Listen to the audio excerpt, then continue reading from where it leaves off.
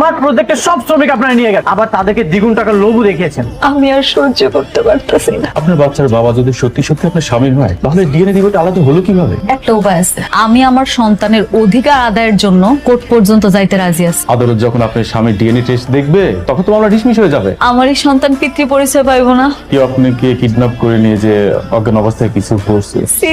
আপনি এগুলা কি কইতাছেন? আমি মৃত্যুর আগ পর্যন্ত কইতে পারবো আমার এই পেটের সন্তান শুধু অনেকের, অনেক ছাড়া আমার কেউ স্পর্শ করে নাই, কেউ কোনোদিন না। তো সমাজ এই সমাজেরই তো ভয় পাই আমি। আমার তো মাঝে মাঝে মরে যাইতে ইচ্ছা করে। আমি কেমনি কি করবো? আপনি একটা উপায় দেন, আপনি একটা উপায় দেন আমার।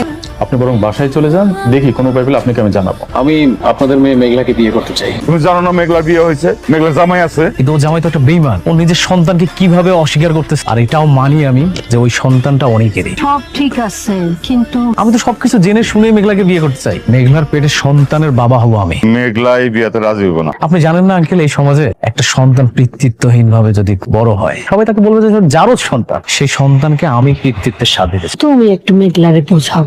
আমার না কেন জানি বারবার মনে হচ্ছে তোমার স্ত্রীর পেটের যে সন্তান, সেটা আসলে তোমারই। ডিএনএ টেস্ট করা হয়েছে, কিছুই মিল পাওয়া যায়নি। বাচ্চাটা আসলে তোমারই। অনেক ডিএনএ টেস্ট তো ভুল হতেই পারে, তাই না? আমাদের যে সাইডের কাজটা চলছিল, সেটার কাজ কত দূর? যত দ্রুত সম্ভব পার্টিকে হ্যান্ড ওভার করতে হবে। এটার আপডেট কি? জি স্যার, কাজগুলা এই উইকের মধ্যে হয়ে যাবে। ঠিক আছে, যত দ্রুত সম্ভব কমপ্লিট করো।